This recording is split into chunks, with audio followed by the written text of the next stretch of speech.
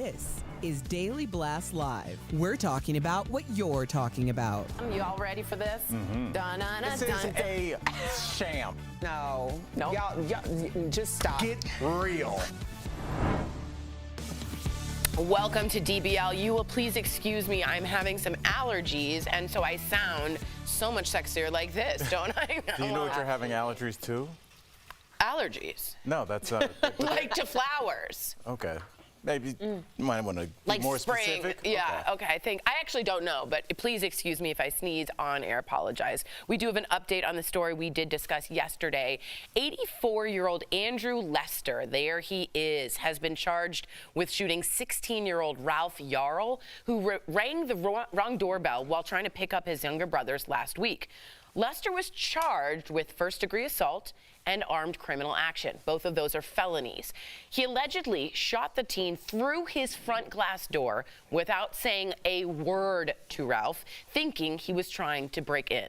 Meantime, luckily, Ralph is out of the hospital after being shot in the head and arm. He is back home, and here is what his mom told CBS News. Take a look. Is Ralph able to communicate, Cleo, with you all with no problem? He can walk and talk and all that stuff? He's able to communicate mostly when he feels like it, but mostly he just sits there and stares, and the buckets of tears just rolls down his eyes. You can see that he's just replaying the situation over and over again, and that just doesn't stop my tears either. Yeah. Oh, my word. Wow. Now the attorney prosecuting the case said there is, in fact, a racial component. However, he did not file hate crime charges because he said that was a lesser charge and he didn't want to risk double jeopardy. I don't agree with that. What do you think? I think you would probably be more well-versed legally to talk about that. Yeah. I'm just stuck on the fact that the 16-year-old kid, that was the face that he saw before he was shot for absolutely no reason at all. Like, it literally is like the things that nightmares are made out of. Totally.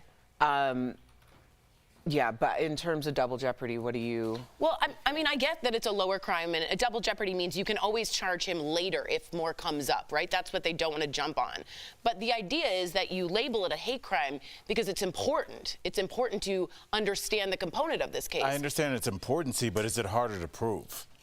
Is it harder to prove that, like, you know, I stole Jeff's pocket square because I hate him or because I needed it to go with this jacket? It's just, it's hard. Again, I don't like laws that involve feelings because that's harder to prove, like intent, what somebody knew. Did you know Al was running a criminal enterprise? Who can prove that? I like let's go with what we can prove. Gun was shot through a door at a child. Let's go with that. Let's go with the thing. I get the idea and the sentiment and the ideology behind it. Too. And it is important. Right. And I'm glad you said that, and it needs to be said.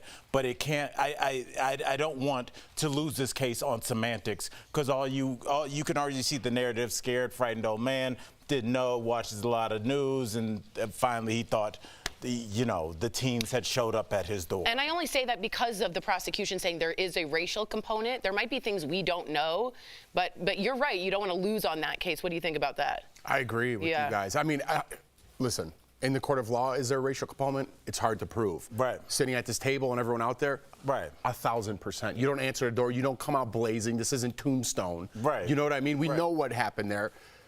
I hate to judge a book by its cover, but let's judge the book by its cover. Exactly. Sometimes you have to. We know what it is. I think any sentence this guy gets is going to be a life sentence. Right. So get what you can, put him away. I understand the justification of saying, hey, we want this charge.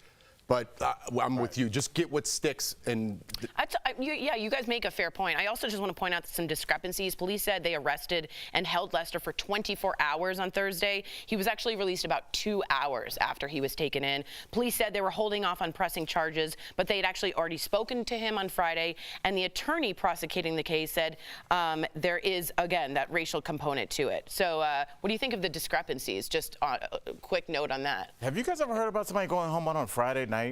Never. Like if you're in a bar Never. fight or something, you're doing the weekend in jail. Yeah. I had a friend that did a weekend in jail for public urination. I don't know if I can say he was drunk at a festival or something, and like he relieved himself in an alley. He was in jail for like 48 hours. I know. I just wanted to point that out so people knew. I also want to point out something similar happened on Saturday in upstate New York. 20-year-old Kaylin Gillis was killed while riding in a car. She and 3 others were looking for their friend's house. They accidentally pulled into the wrong driveway, and that's when 65-year-old homeowner Kevin Monahan allegedly fired at least 2 shots from his front porch at the car. Police say one of those bullets hit and killed Kaylin. He has been charged with second-degree murder. You know, recently, a few weeks ago, I got a flat tire and I was on like a pretty dark residential street.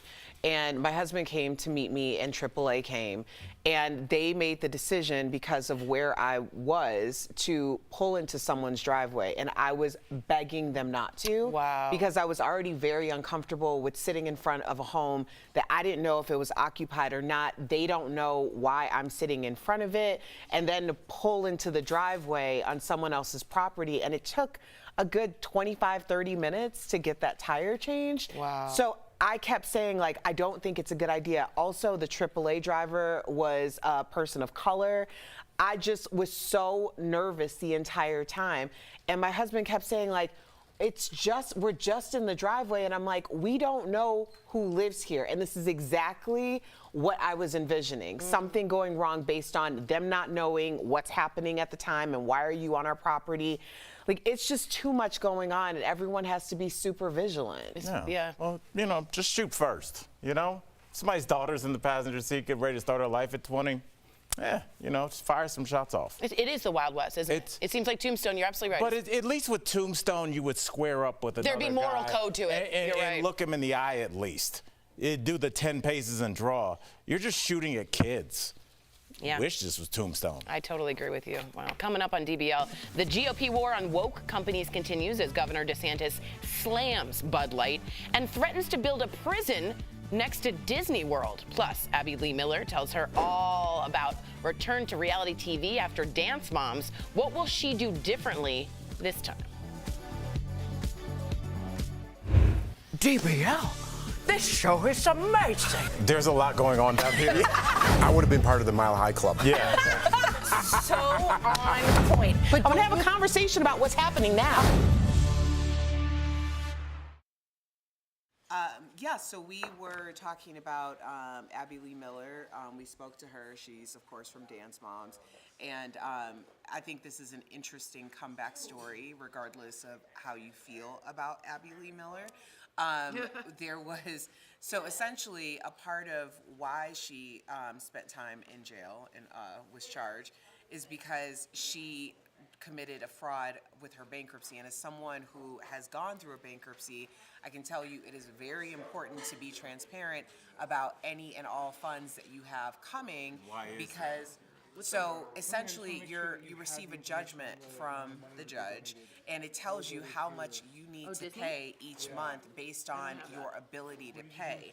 And Abby Lee Miller was like a timing situation where she received a massive contract after she received her judgment for her bankruptcy. So she was meant to report that earnings, and she didn't, and therefore she was giving a lower settlement, although she had ability to pay. And actually, the amount of money that she received from the network at that time was more than what she owed for the bankruptcy. So it's one of those things where a lot of people, and I'm just using this as a cautionary tale because now she's clearly back and she has big news that she'll share with you in a minute, but it's just something that people don't think about when they're going through a bankruptcy. You have to be so honest about everything, otherwise it only comes back to bite you in the butt. I mean, there's so many things that, you know, I'm 45 years old, and I don't know how, but I haven't gone through bankruptcy. I probably should have at certain points in my life.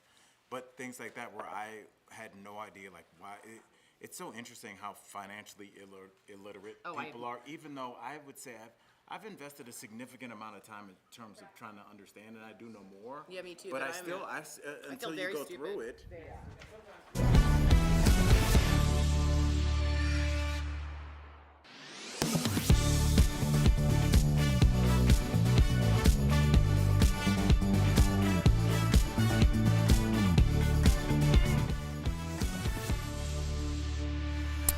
Welcome back. We've been talking a lot against the backlash for Bud Light for partnering with a transgender influencer for a single sponsored post on Instagram. There have been calls for a boycott from some Republicans, but it appears this may actually end up dividing the GOP. Let me tell you why.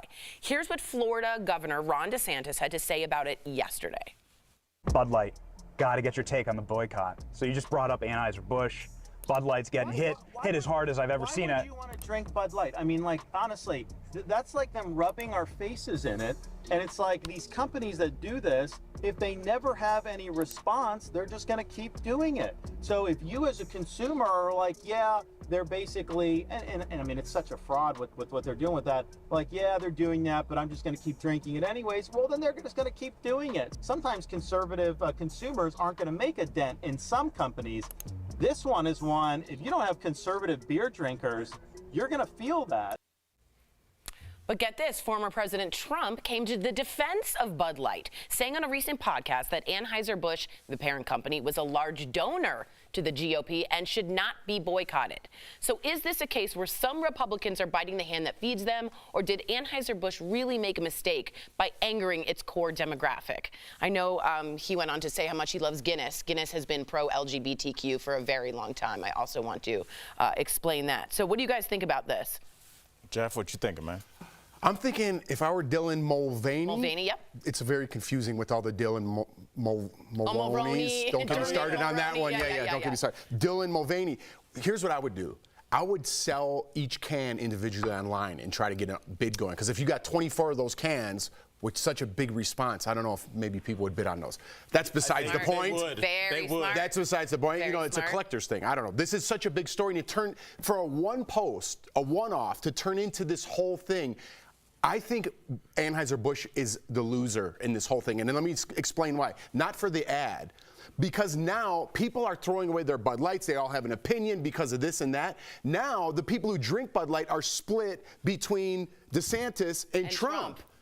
And then if you don't like Trump, he's supporting Bud Light, so then you don't drink it because of Trump. Right. They're losing on every angle. They're losing on every angle here. This is not a good thing for Anheuser-Busch. And think about why this started, Jeff. They were just right. It started off on a one-off, so they can continue to stay in business. It's such a weird thing, but I think this fight needs to be had now, because what we're talking about now is corporations.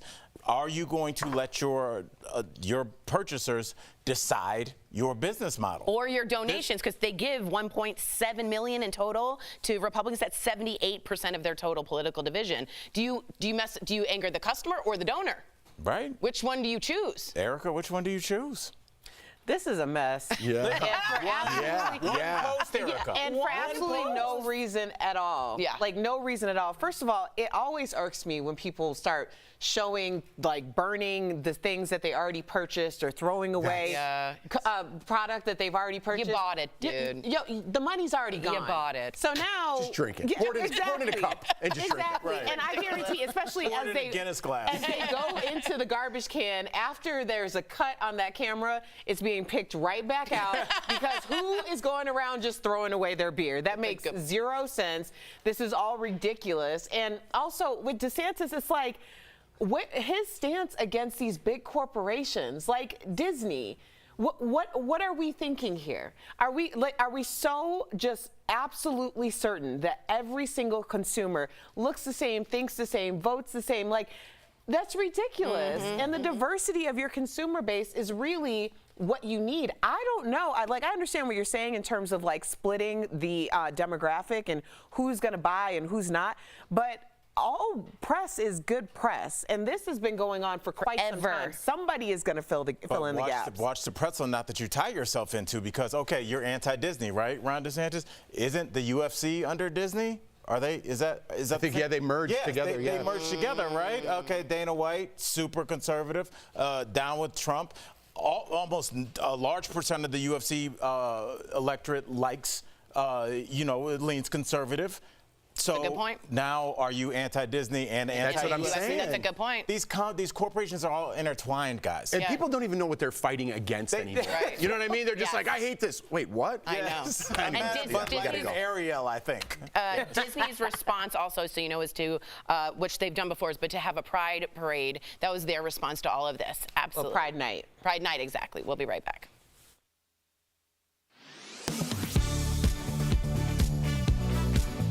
Supreme Court Justice Clarence Thomas is under fire after an investigation revealed he's accepted hundreds of thousands of dollars worth of gifts from a Republican donor. But is that actually against the rules? Verify viewer Peggy wanted to know, is there any law banning Supreme Court justices from accepting certain gifts? So let's verify. Our sources, the U.S. Code, the Judicial Conference of the United States, and Supreme Court Chief Justice John Roberts. There is a law that restricts what gifts federal workers can accept, and it applies to judicial officers. That includes Supreme Court justices. It says they can't take gifts from anyone who could benefit from their job. But more context is needed.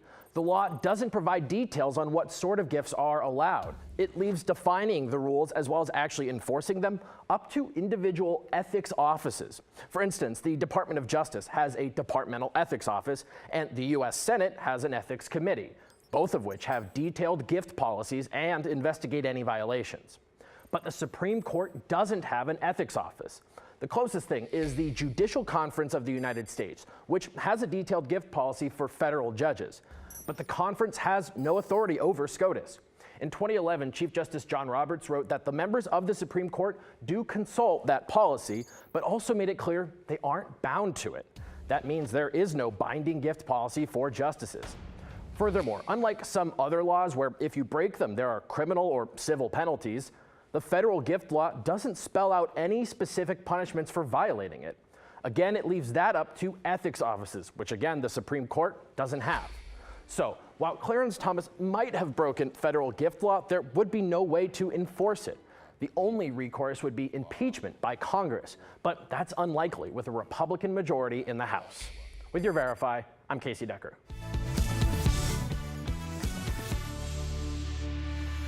Welcome back to DBL. She's the dance instructor watched by millions every week on Dance Moms. Now Abby Lee Miller is returning to reality TV. Earlier, we spoke with her. Take a look.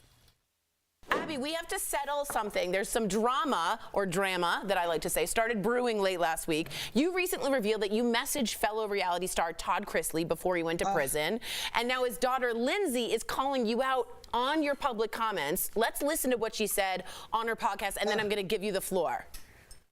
She aired what she claimed was private communications with my dad, and I feel like it's inappropriate, unethical, and frankly just a betrayal. She has a project coming out, wanted to use the downfall of someone else to gain press for her project, and I can confidently assure you that there is no concern about towels or soap regarding my dad. I would like to encourage her to spend her time giving back to the community and stop spewing the nonsense that just makes her truly look uneducated and thirsty for headlines. Abby, you have the floor. Tell us what's your response. As far as private messages, I only elaborated on what I DM'd Todd, not what he said back to me. I was telling him some things. That was it. There you go. That was it. I was asked those questions, so I answered them. It wasn't like I just went out there and trumped up all this, publicity. That's not the case. I was asked. But I am giving back to the community. I'm involved with Katarina's Club. I think that's wonderful. Let's get back to dancing for a second if we can. In a recent video, you said you've never cheated in a dance competition, but you've seen others cheat. So what have you seen? How do you cheat in a dance competition? You change the ages of the students on stage. So when they're older and presumably better, that's not always the case though, and you change their age to be younger. So when you enter them, they're in the 9-10 category, but if you really add up all their ages, they come out to like 11.5. So they should be in the 11-12 category. Scoundrels. Tricky. All right, so you recently teased that something big is coming. Can you elaborate to our DBL Nation? Well, first there's a new podcast coming out, Leave It on the Dance Floor, whoop whoop, and a new show.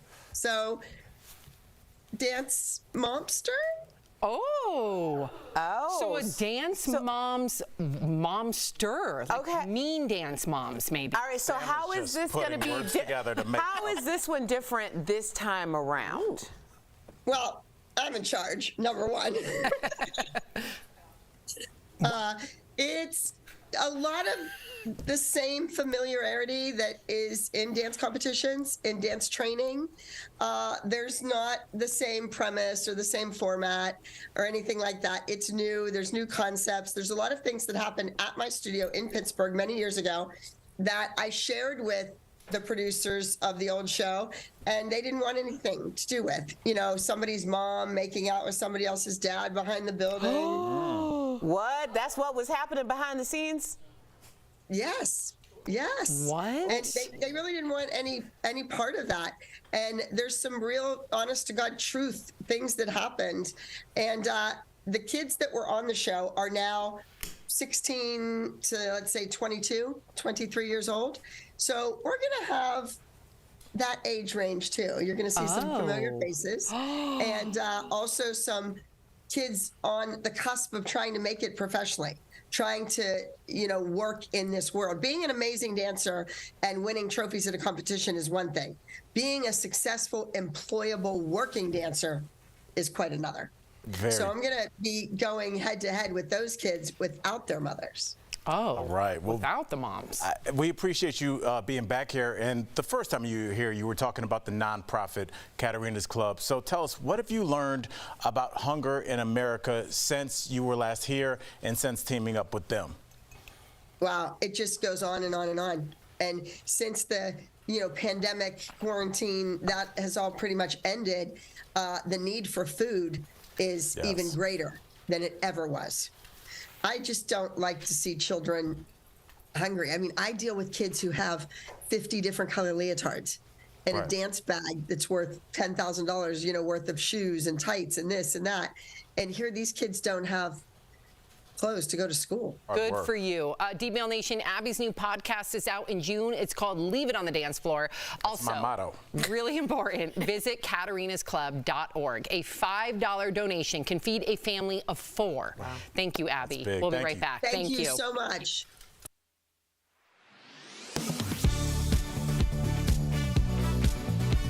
Nobody wants to pay more in taxes than they have to. That's also the case with the act of filing your taxes. Many companies say they offer free filings, only to later charge a fee. Some social media users complain they hide the completely free options. So let's verify. Can you file your federal income taxes for free? Our sources are the Free File Alliance, the Internal Revenue Service, AARP, and Cash App. The short answer is yes, but how easy that is depends on your income and some other factors. If your household has an adjusted gross income of less than $73,000, then you have the most options when it comes to filing for free. The easiest way is through a partnership between the IRS and the Free File Alliance, a nonprofit coalition of tax software companies that offer their prep services free of charge to eligible Americans. What if your household earns more than $73,000? If you're a senior, then AARP and the IRS have programs to help, regardless of your income. There's also Cash App Taxes, which allows almost everyone to use their software for free. Everyone can also e-file their federal taxes for free through the IRS's website, but you'll have to do most of the calculations yourself. Instead, the IRS offers fillable forms that only do basic math calculations. So, it's true. Most people can file their federal taxes for free, if you're willing to jump through a few hoops. Many of the Free File Alliance companies will also offer to do your state taxes for free if you also file your federal taxes with them, as will Cash App Taxes. Otherwise, many states have free fillable electronic forms, just like the IRS. With your Verify, I'm Brandon Lewis. Are you skeptical of headlines and what you see on social media? We are too. The Verify newsletter answers your questions, clarifies what's true and false, and even includes a daily fun fact. Go to verifythis.com/email to check it out. On April 10th, a man shot and killed 5 people at a Louisville bank.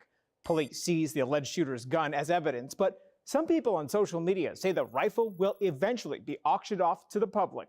So let's verify. Does Kentucky law require guns used in crimes like mass shootings to be sold at auction? Our sources are Kentucky State Law, Kentucky State Police, and the City of Louisville. When police seize guns or ammunition in Kentucky, it's held as evidence until the case is over. Stolen guns are then returned to the owner if they're legally allowed to own a firearm. Guns that can't be returned are turned over to the Kentucky State Police. Most are sold at auction, although there is an exception that allows troopers to keep firearms for official use. Proceeds from auctions are used to buy body armor, guns, ammunition, and equipment for officers. So, yes, Kentucky law does require guns used in crimes like mass shootings to be sold at auction. Kentucky State Police wouldn't answer specific questions about whether the rifle used in the Old National Bank shooting will be sold at auction, but told Verify the agency is required to comply with state laws as they are passed. With your Verify, I'm Brandon Lewis.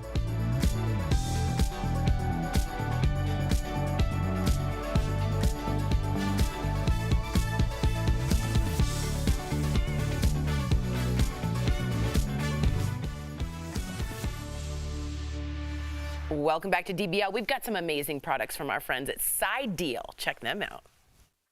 Steph, I am in the mood to shop. Show me what you got. Oh, Tori, get ready, be excited. DBL Nation, I'm going to show you some fantastic deals.